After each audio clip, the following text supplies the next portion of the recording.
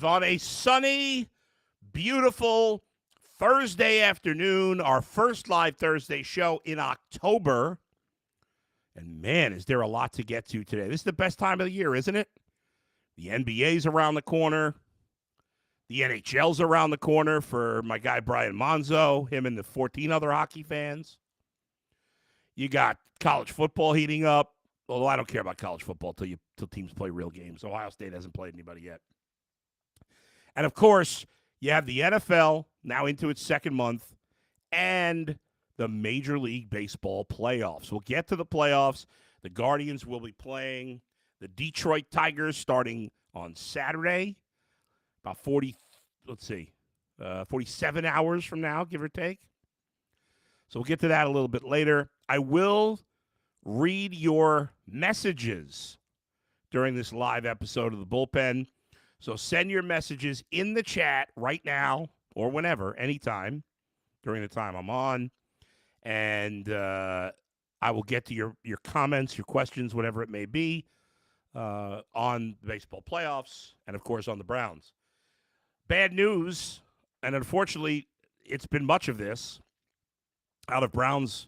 I was going to say Browns camp, but we're way past camp at this point.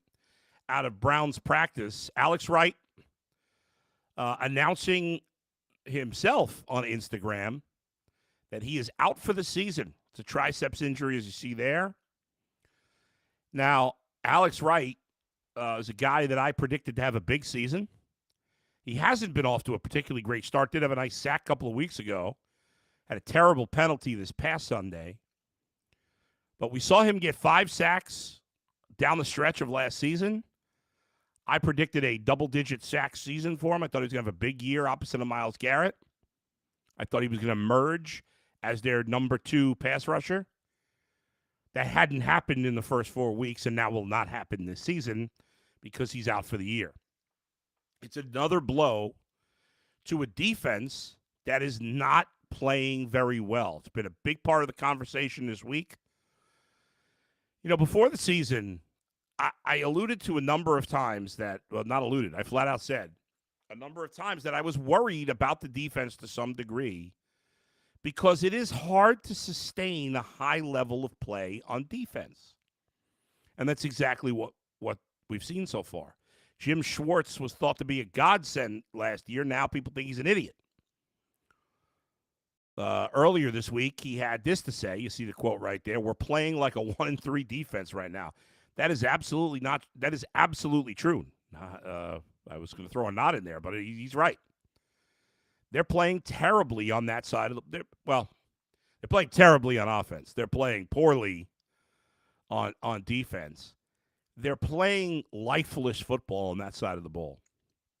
Last year, they played with an edge, a nastiness, a toughness, whatever you want to call it, however you want to describe it. And that has been missing this year. And terrible's too strong on the defense, but it's not good enough. They had, I can't remember exactly how many blown tackles this past game. I want to say it was 20. But I remember this part. It accounted for 99 yards. Think about that. The Raiders got 99 extra yards this past Sunday because of missed tackles. That is a crazy amount. I believe it was the worst in the league week 4. Now, in the first 3 weeks, the tackling had not been bad. They had been tackling fine. They weren't making a lot of impact plays, but the tackling had been fine. But this week, it completely fell apart against a Raiders offense with a limited quarterback, without their best receiver, with 2 rookies on the offensive line, with a running game that coming into the game had been the worst in the league. And now this week, and football, as we all know, is a week-to-week game. So a team could play like crap one week against a bad team, play great the next week against a good team. We've seen it happen a million times. We saw the Raiders, the opposite, the Ravens, lose to the Raiders, and then they bounced back the next week and won against the Cowboys, and then they won this week in blowout fashion against Buffalo. So sometimes it's just unpredictable. But on paper, at least, and what we've seen on the field so far, it's hard to have a lot of confidence in this defense when this week against Washington, you're facing an offense that has a quarterback who's a rookie but is playing at an extremely high level. You see there, the Browns are a 3.5-point underdog. It opened at 3, I believe, here on Bet Rivers. It's now 3.5. That's a big move from 3 to 3.5, by the way. Over under 43.5. The Commanders' offense has been great. Frankly, I think the Commanders should be favored by more. Right now, I think they should be favored by 4 or 5 points at least. The Commanders have a better quarterback than the Raiders. They have a much better backfield than the Raiders. Without Devontae Adams, they have a much better wide receiving core. I think with Devontae Adams, it's probably neck and neck. But without him, a much better receiving core. Obviously, the Raiders have the good young tight end. So they got the edge there. Washington's offensive line has been really good. They've run the ball very well. So last week, you gave up 150-plus yards to a running game that had been the worst in the league, and now you're facing a running game that I want to say is third in the league. They're running the ball a ton, and you have a quarterback in Jaden Daniels who is extremely athletic, way more than Gardner Minshew. I would say, he's elite class in terms of athletic ability with the Lamar Jacksons of the world. I'm not going to put him up with Lamar after 4 games, but he has that kind of athletic talent. Plus, he's been extremely accurate. Best completion percentage through 4 games of an NFL career in the history of football. Think about that. He beat Tom Brady. And another crazy stat my man Mikey McNuggets gave me today on Jaden Daniels. He's had 2 games where the Washington has scored every possession. I know it was against Cincinnati. I think it was against the Giants too. But 2 games where they've scored every possession. I can't remember all the names in this group, but I want to say Tom Brady, Peyton Manning, Patrick Mahomes combined have only done it 2 times in their careers. And that's not to say he's going to be better. It's just to show you how great he's been through 4 weeks. So this feels like a terrible matchup for a Browns defense that is struggling and is coming off a week where they couldn't tackle. The Commanders are dealing with some injuries on the offensive side. Their running backs are a little banged up. Brian Robinson Jr., you see him. He did not practice yesterday. He's had a tremendous start to the season. He's been a good back since coming in the league. They signed, oh my gosh, I just forgot his name. Oh, God, I'm having a brain fart here. We used to be the Chargers back. His name is not coming to me. Now I'm going to have to look up the Commanders' depth. Thank you. I don't know why I couldn't think of Austin Eckler. Thank you, Z. Austin Eckler got a concussion against the Bengals, and he didn't play last week, so he's questionable for this week. As I just said, Brian Robinson is questionable because he hasn't practiced. Their third back, who played a little last week, Jeremy McNichols, who's a somewhat high draft pick by Tennessee, I want to say 5 years ago, 6 years ago. It's kind of a forgotten guy. I honestly thought he was out of the league until I saw him play with Washington last week. So I don't know what they're going to do, but I spoke with one of the Commanders beat reporters today, and he said, it's like, hey, this is the crowds, the fans are fired up. They haven't been home the last 2 weeks where they've played great against Cincinnati and Arizona. He thinks both Brian Robinson Jr. and Austin Eckler will play. Noah Brown, one of their veteran wide receivers they signed in free agency, is questionable as well. Listen, outside of Terry McLaurin, nobody in their wide receiving group is particularly good. Olamide Zaccheaus, guy was with Atlanta, Diami Brown, like Noah Brown, been with Houston, but we know how good Terry McLaurin is. He's got to be thrilled to playing with a quarterback who looks legit. And their running game is really good, and they rely on that. And as we talked about, Jaden Daniels can run the ball. On the other side of things, the Browns have had the worst offense in the league. They're last on first. They have the lowest yards per attempt on first down. They're last in third down percentage, last in efficiency. Washington, on the other hand, they've been terrible defensively. While they've played great offensively and are off to a good start overall, their defense has not been good. They played better in the second half against Arizona. They were bad in the first half there. They did not play well against Cincinnati. So they're actually, I believe they're last in third down percentage defensively. So something's got to give. The Browns have the worst third down offense in the league. The Commanders have the worst third down defense in the league.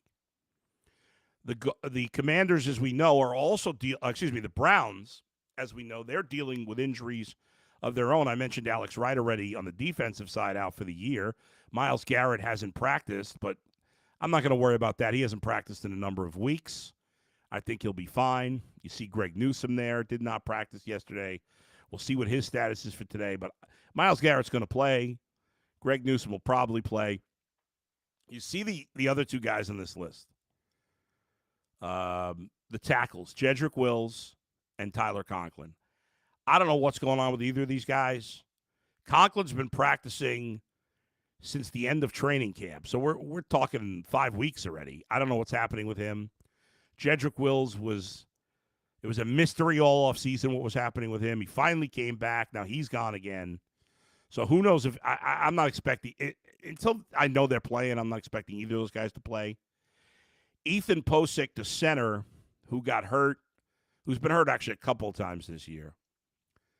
He was expected to practice today. We'll keep an eye on that.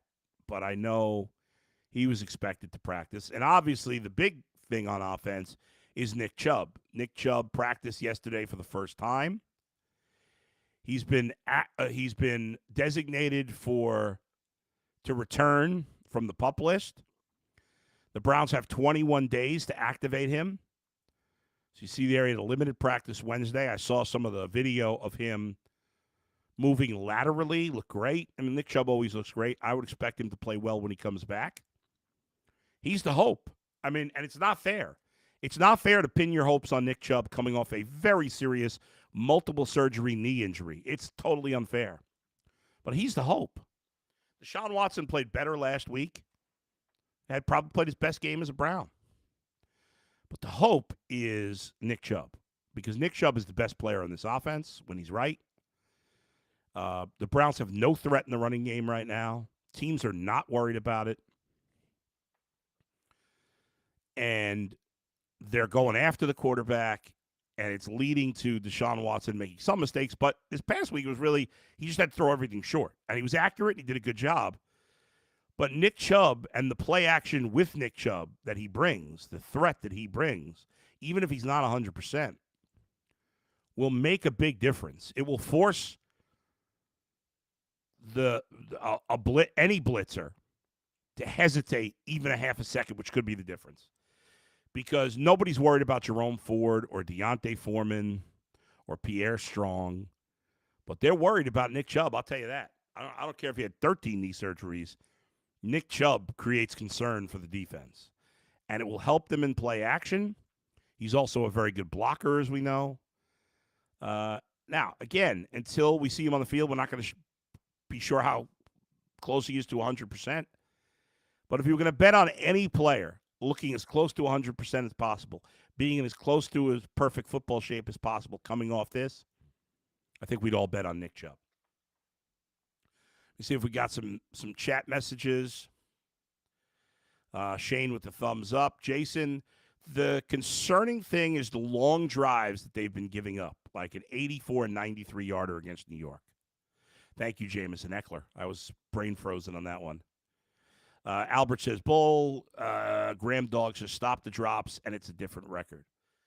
You could say that about a lot of teams, but it is one of the many things the Browns do need to clean up. The drops so far have been terrible. Everything about the offense has been pretty bad. The quarterback play has been not good enough 3 out of 4 games. Hopefully, the way Deshaun Watson played this past week is a sign of things to come, that we'll get good enough quarterback play going forward. Running backs have been bad. Offensive line's been bad. Wide receivers have been bad. Tight ends have been bad. It's not enough. I can't really kill the tight ends. I mean, they're all backups. Jordan Akins is a backup. The other guys are third stringers at best. So I'm not going to kill him for that. But overall, it's been a mess. They need to turn it around now. It's a good opportunity because, as I said, you're playing as the Washington team.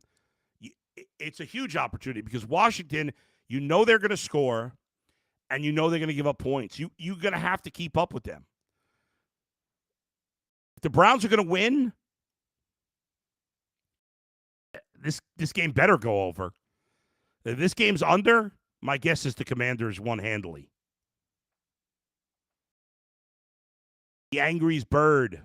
You're the man, Bull. Certain radio station is missing your flow. Thank you, Angry's Bird. I appreciate that. That's old news at this point. It's been 2.5 years. I love doing what I'm doing, and they're doing what they're doing. It's all good. Gregory says discipline is definitely lacking. This team does not seem very accountable at all. I clearly think that's a problem. Let me switch gears to some baseball. By the way, folks, very excited about this. So here's the deal. The Guardians will play the Tigers. We know the Tigers are the hottest team in baseball. Best record in baseball over the last 2 months. Guardians, as you see, are a decent favorite, minus 152 here at Bet Rivers for the first game on Saturday. They'll play at 108. If you have, you got the games are on, I believe, TNT, TBS, or Max. If you have Fubo TV, like I do, see, I get Fubo TV because they carry the Guardians games, Bally's. But now that you're in the playoffs, the only thing that Fubo TV does not have, they don't have a deal with the Turner package. So you can't watch TBS or TNT or True TV on Fubo. So if you have Fubo and you're thinking you're going to watch the Guardians game, you cannot the first 2 games. So make sure you either have HBO Max or, I guess you could switch, I say cable providers. It's not cable, but YouTube TV has the Turner package, but they don't have Bally's. But you don't need Bally's right now. You'll need it for the Cavs.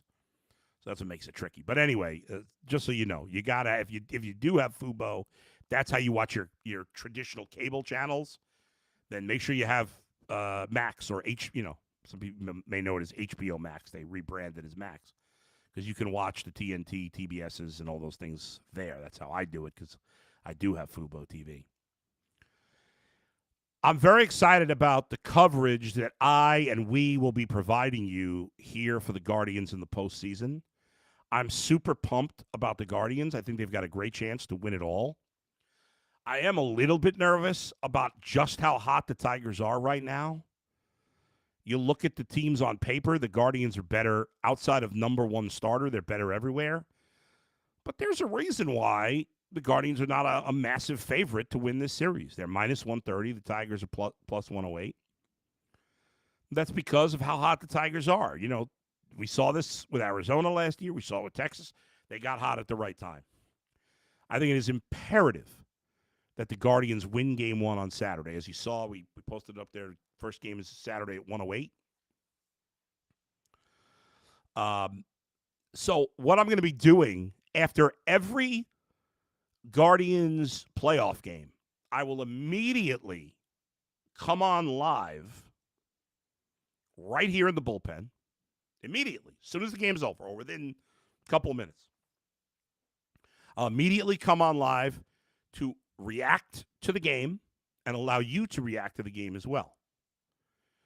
We're going to do that every day. Every playoff game, I will be here live in the bullpen as soon as the game's over. Every game, no exceptions. Then, A couple hours later, I'll come back via the Ultimate Cleveland Guardians show with Zach Meisel. Zach will have been in the locker room for reaction, post-game press conferences.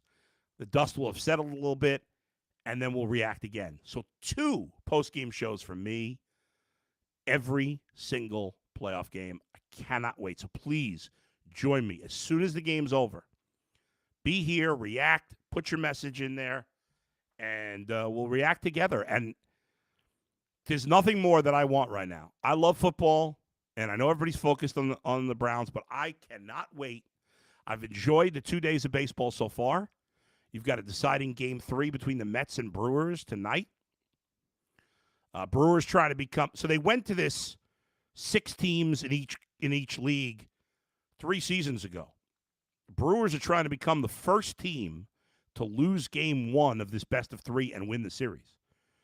The team that has won the first game since they started this format are 11-0, including the Tigers, the Royals, who both won yesterday, and the Padres, who won yesterday. 11-0, the team that won the first game. So the Brewers are trying to change that. But in terms of this series, the Guardians are the better team. But, as we always know, the better team doesn't always win. But I am so – what I was saying is, as much as I love football, I'm watching football, I am so excited and so locked in. I am all over the Guardians.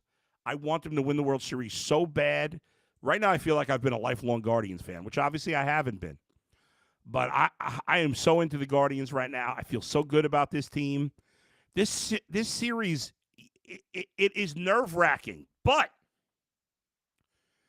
you win that first game, and everybody calms down. Okay? The momentum can change just like that. And just because the Diamondbacks and the Rangers rode the momentum last year doesn't mean that's going to happen again this year. I understand why people are nervous. I understand the Guardians' history, or the history just in general in Cleveland. And it's not crazy to think the Tigers could win this series and this great season goes down the tubes by the middle of next week. It's all possible. It's baseball. It's hard to predict. But I'm going to go with the fact that even though the Tigers are the hottest team, the Guardians have played great baseball the last few weeks. Yes, I'm a little worried about the rust, but I love the rest that the bullpen has gotten. They should be fresh and really good. The Tigers are going to start Tarek Skubal games 2 and game 5, if there is a game 5. Obviously, winning game 1 is huge at home when you know you got to face Tarek Skubal and a hot Tigers team in game 2. The Guardians really need to take care of business behind Tanner Bybee in game 1.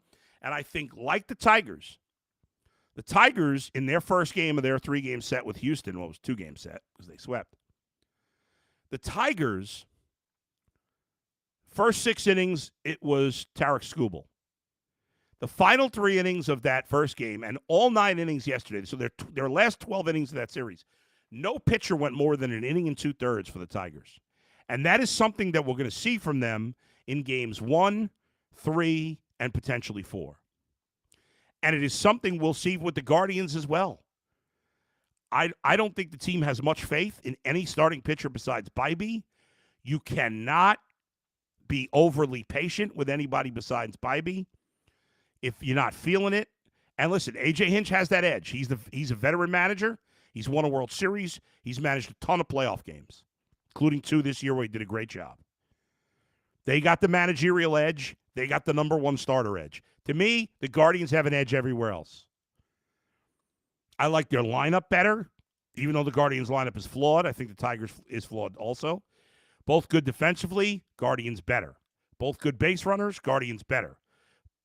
Guardians have a much better bullpen. Now, Detroit's bullpen's been good lately, but the Guardians' pen is way better. And Emmanuel Clase is a million times better. They don't even have a real true closer. I know they've used Jason Foley quite a bit, but they pulled him out of game 1 because he struggled in the 9th inning. They didn't use him in game 2. They do have a lot of lefties, both hitters and pitchers. So I think John Kenzie Noel could play a big role in this series. I think Lane Thomas could play a big role in this series. I think Tim Herron, from a pitching standpoint, I wouldn't be surprised if we saw him as an opener in game 2 or 3 or 4. I think the biggest thing for the Guardians in this series, and again, I know it's a little Captain Obvious, game 1 is imperative. As high as I am on the Guardians, I'm going to be worried if they lose game one. I'm going to admit that right now, because they're going to have a big edge in game two, the Tigers, because Tarek Skubal's been the best pitcher in baseball this year, and he was very good in his first start. He was cramping up at the end, and he came out after 80-something pitches, but he was very good. Tanner Bybee's a very good pitcher, and he's got to shut it down for 5 innings and then go to the pen, get him some runs, lock it down. Let's go. But any game that goes tied or the Guardians leading, I like the Guardians' chances late, because Gaddis has been amazing. Smith's been incredible. He's going to finish, I think he's going to get Rookie of the Year votes. You can make an argument he should win, even though he's a middle reliever, and he probably won't. Not middle reliever. Setup guy. And Emmanuel Clase is the best relief pitcher in baseball, bar none. End of conversation. In fact, I saw this stat today. Let me bring it up so I have it exactly right.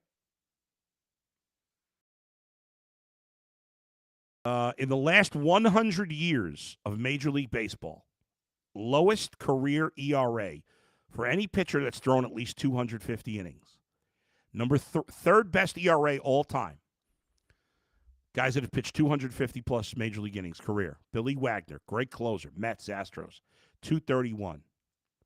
Number 2 all time, the greatest closer who's ever lived, the Yankees' Mariano Rivera, 221. But that's only the second best. Now, to be fair, those guys have retired, so they had to deal with their older age. But for now, the best ERA in the last 100 years of Major League Baseball for a pitcher that's gone 250 innings or more is Emmanuel Clase, 1.67. That's over a half a run better than the greatest closer in the history of the sport. Now, will it end that way? Probably not. As he gets older, it'll probably go up a little bit. But it shows you the ballpark he's in right now. And that's why, ultimately, I think the Guardians will win this series in 4 games. I got Guardians in 4. I got a weird hunch the Royals are going to beat the Yankees, and we're gonna look at the Guardians having to beat the Tigers and then the Royals. Wouldn't it be funny if it was all Central teams? If you beat the Tigers, then you play the Royals, beat them, and then play the Brewers for the World Series. That would be kind of cool. The Central teams kind of get crapped on quite a bit, but not this year, at least in the American League Central. The NL Central's not. The Brewers are good. The NL Central's not good. The AL Central was great this year, outside of, obviously, the Chicago White Sox. We get some more messages from the chat. Jared says, "Hey, Bull, how you doing?" I'm doing well, Jared. Thank you. I got the Guards winning in 5 against the Tigers. Their luck will come to an end. Yeah, I don't want to see it go 5 games, honestly, because Skubal would pitch game 5. Not that they couldn't beat him. I mean, I don't want to get crazy. But I think they're going to win it in 4. Forrest says, is Miles Straw going to be on the 26-man roster? I doubt it. I guess it's possible they could bring him in for defense and base running. But remember, for the last month, in September, teams play with a 28-man roster. And the Guardians, like most teams, have spent the last month with 14 hitters, 14 pitchers. When you go down to 26, most teams will go 13-13. I know the Royals went less pitchers because they use their starting pitchers a lot. The Guardians, I think, will stick with 14 hitters and go with 12 pitchers, but not any more than that. So if you're going to have 5 bench players, you cannot have Miles Straw, because then 2 of your 5 bench spots are guys that can't hit, because we know that Austin Hedges can't hit. I know they brought him up for 2 weeks when Quan was hurt. I hope they don't put him on the playoff roster. So I'm going to say no. I'm not going to 100% write it off, but I just don't see it. The only way I could see them keeping Straw is if they decide to go 15 hitters and 11 pitchers, which in a best of 5 you could do that, especially because they have so many top-level starting relief pitchers. But I don't think they will. I think they'll go 14 and 12. I think the bench obviously Austin Hedges will be on the bench. Daniel Schneemann. I think, John Kenzie Noel when he's not playing. David Fry, certainly Manzardo and Bo Naylor and Brennan, those guys, Brennan and Manzardo will play against the righties. And then the last spot, I think, is going to be Angel Martinez. I guess it could be Straw. It could be Gabriel Arias. I'm going to say they stick with Martinez. I think they should. I like his position flexibility. I like the power he's shown. And he's a switch hitter. So I like them sticking with him. I think what they'll do, this is my guess for the 11 pitchers. Because, again, I'm predicting that they'll go 12 pitchers. Here's my prediction for the 12 pitchers. Bybee, Boyd, Williams, Lively, Clase, Gaddis, Cade Smith, Tim Herron, Sobrowski, Walters. That's 10. Now, who will get the last 2 spots? And Sobrowski and Walters are not guarantees, but they've pitched well. I think they'll be on there. I think Avila.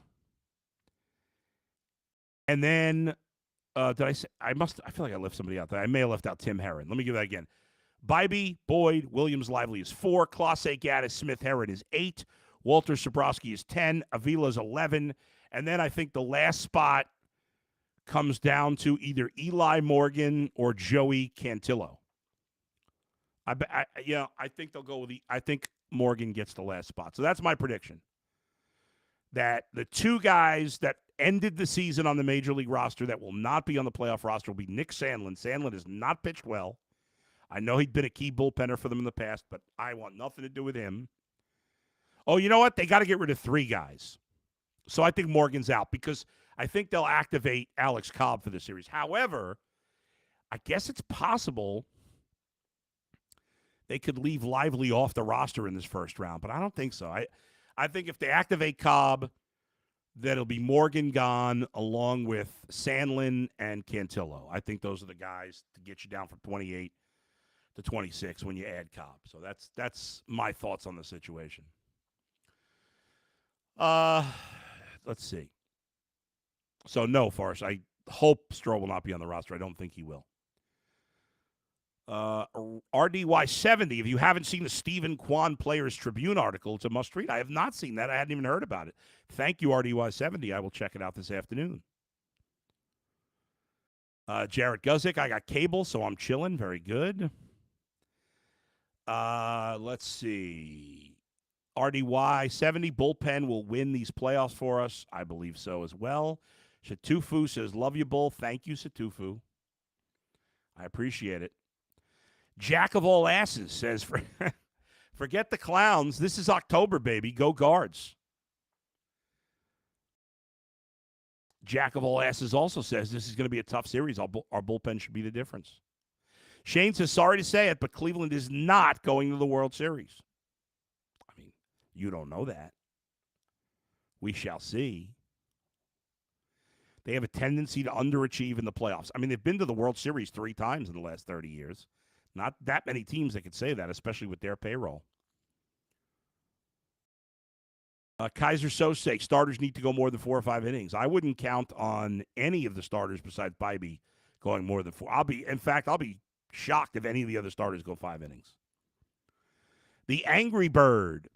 Guards versus Brewers in the Major League World Series. Tom Hamilton versus Bob Uecker. Small market for a small market. Yeah, I know the the Major League Baseball doesn't want to see that, 2 small market teams, but I don't give a rat's ass what Major League Baseball wants.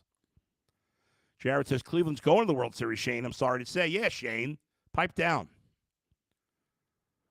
Alex, who works with us here at Bet Rivers, were the White Sox really that bad, or was the AL Central the best division in baseball? Alex, are you serious with that question? The AL Central might be the best division in baseball. I don't think it is, but it's competitive. But the White Sox are that bad. That's a terrible job by you, Alex.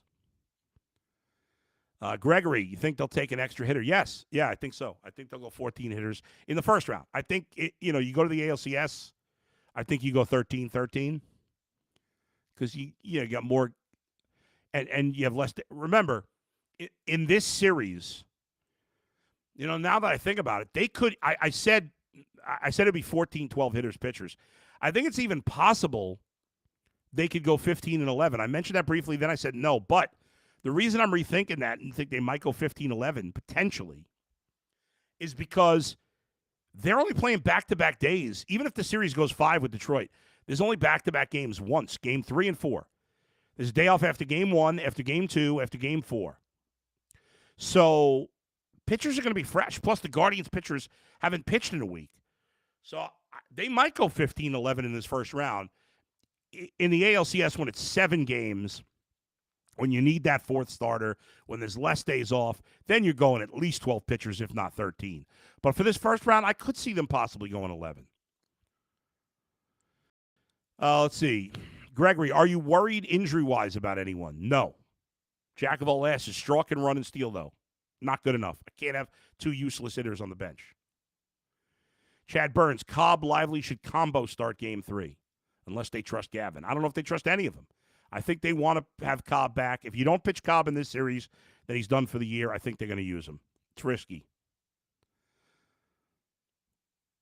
Jarrett says, Bull, you're the most real one on UCSS. I think we're all real on UCSS, but I appreciate it. And I appreciate you, Jarrett.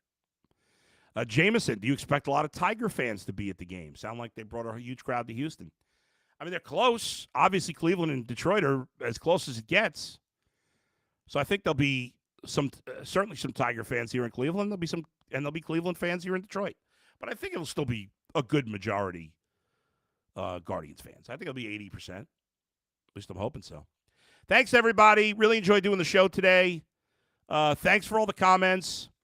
Remember, after every Guardians playoff game, well, first of all, tomorrow at 9 a.m., I'll be on live with Zach Meisel for the Ultimate Cleveland Guardian Show. We'll preview the series even more. And then after every playoff game, I'll be live in the bullpen as soon as the game ends, right here with Bet Rivers. And then a couple hours later, Zach will join me for the Ultimate Cleveland Guardian Show. So 2 post-game shows for me, both live. Anything on the Guardian. And I'll also be live right here in the bullpen after the Browns game Sunday. That will be a couple hours after the game because I got something I got to do a little earlier. Then I got to catch up on the game. But that'll be live also, just not right after the game. So thanks, everybody. Thanks to all the guys working on the show. Max, Shane, Z, Alex. I'm not sure what we have 4 guys today, but how many Bet Rivers producers does it take to put on a light bulb? I'm not sure. We're figuring that out. I'll see you next time. Where else but right here in the bullpen with Adam the Bull, brought to you by Bet Rivers. See ya.